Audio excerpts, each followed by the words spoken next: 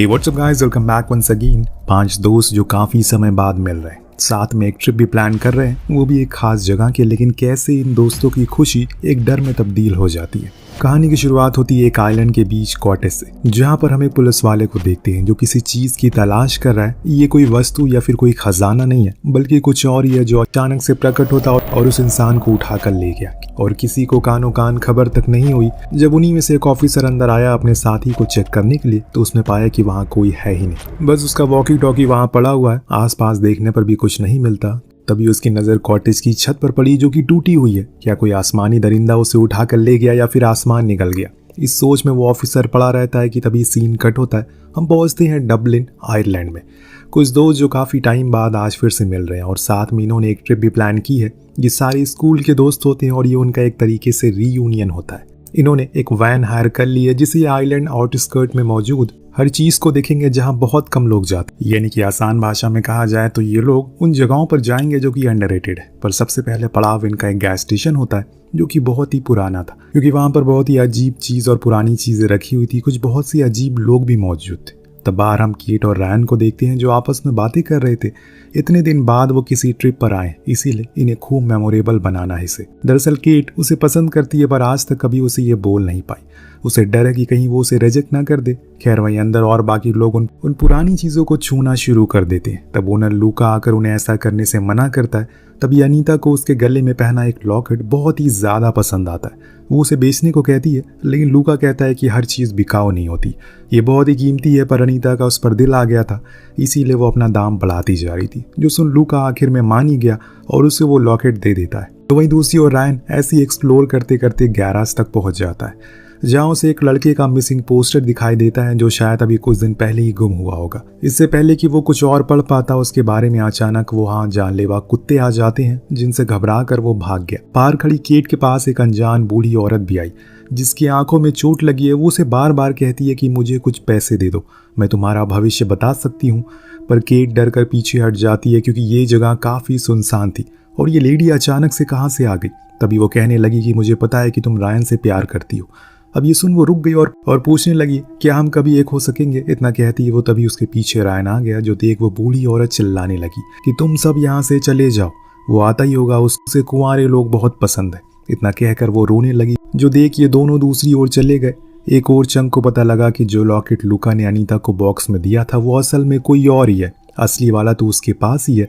अब वो वापस से उसे लेने के लिए गई, पर उसने उसे धक्का मारकर यहाँ से जाने को कहा, जो चीज चंक को कतई पसंद नहीं आई। और इसीलिए उसने क्या किया, लूका के गले से उस लॉकेट को छीन लिया। फिर अपने दोस्तों को कहा कि भागो।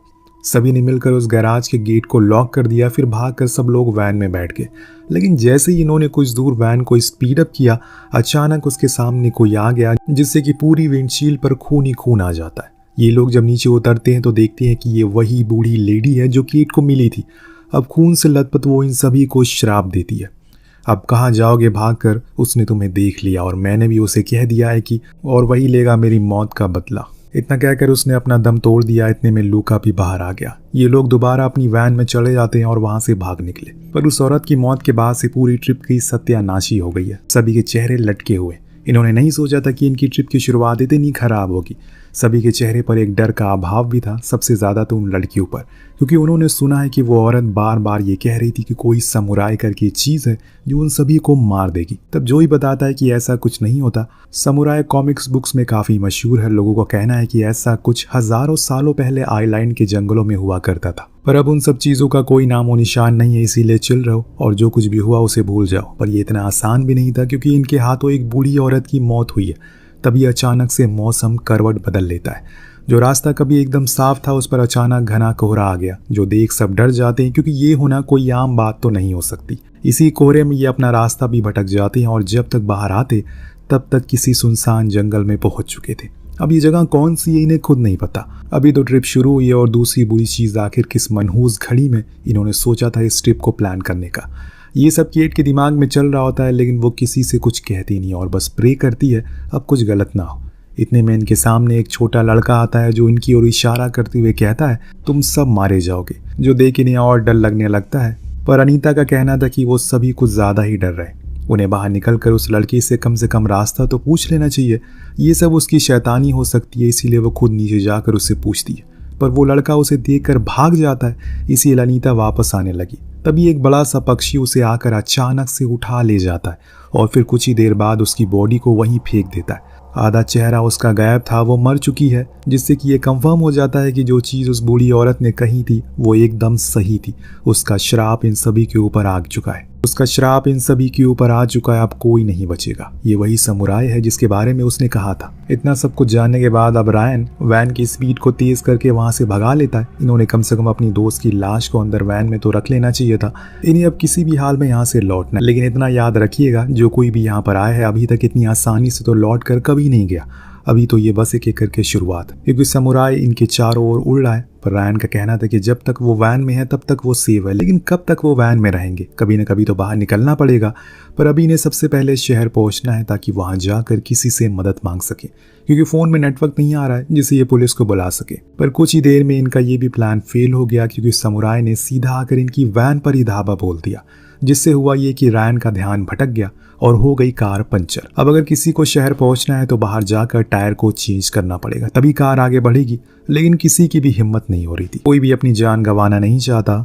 टॉमी हिम्मत करके बाहर जाता है। कुछ ही देर में उसने टायर को ठीक कर दिया, लेकिन तभी उसके हाथ पर कुछ अजीब सा चिपचिपा लिक्विड गिरा। क्योंकि दोस्तों वो समुराय वैन के ऊपर ही था, वो कुछ कर पाता उसने अपना वार कर दिया और वहां से भाग गया। जब अपने दोस्त की चीखें इन लोगों ने सुनी तो फौरन भागते हुए बाहर आए।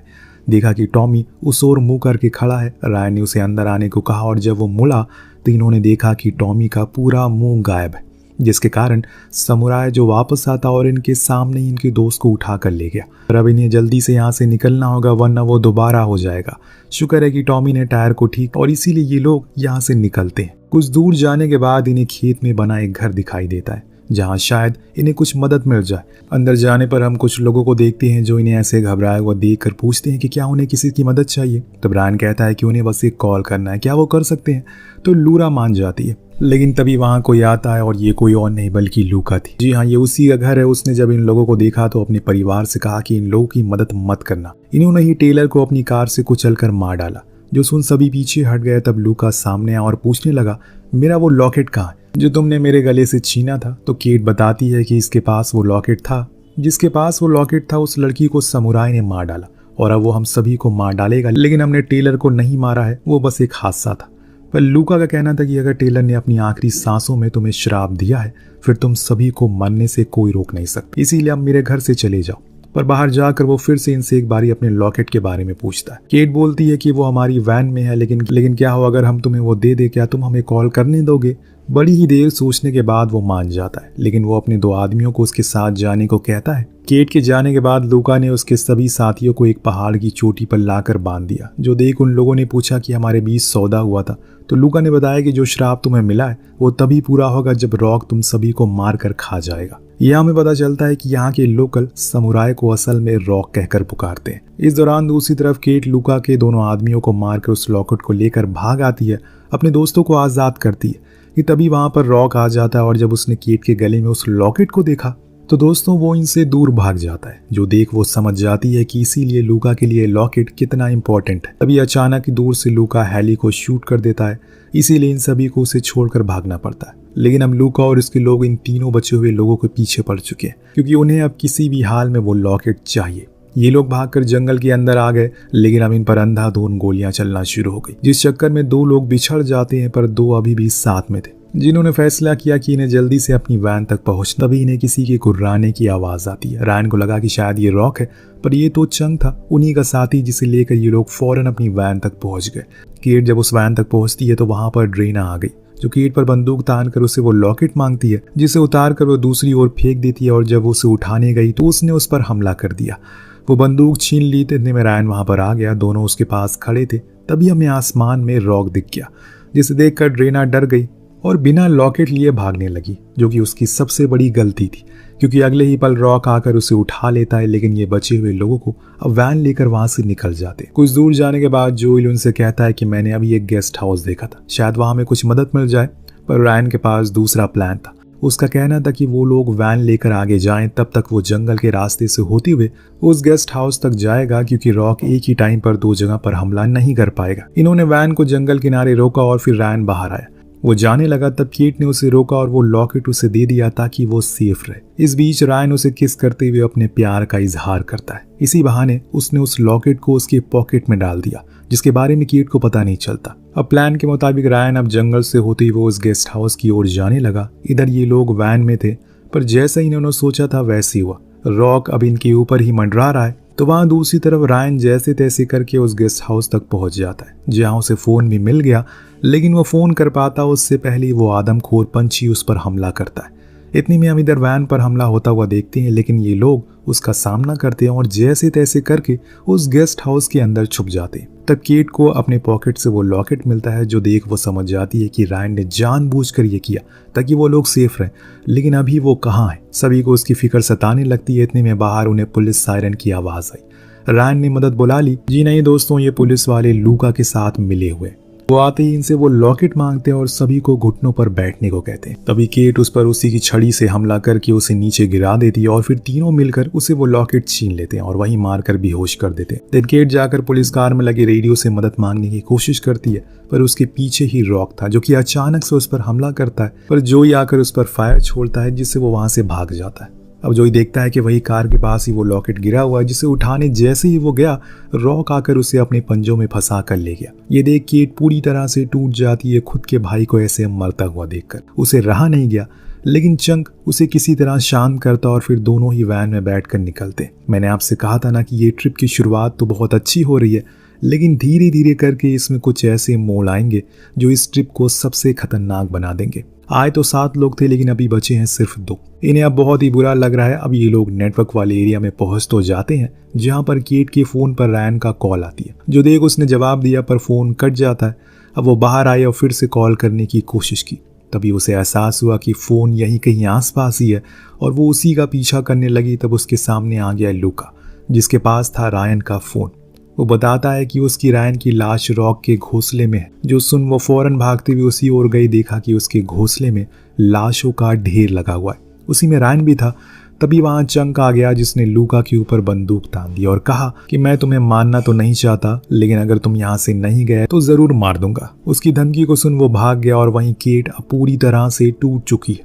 इसीलिए उसने चंक से वो बंदूक लिया और कहा कि वो चले जाए। चंक उसे ऐसा अकेला छोड़कर नहीं जाना चाहता, इसीलिए वो उसे दोबारा चलने को कहता है, पर वो मना कर देती है क्योंकि अब वो अपना बदला लेगी। उसने अंधाधुंध शूट करना शुरू कर दिया, जिससे वहां पर रॉक आ गया। लेकिन इस आदमखोर से अकेले बदला लेना किसी की बस की बात नहीं है।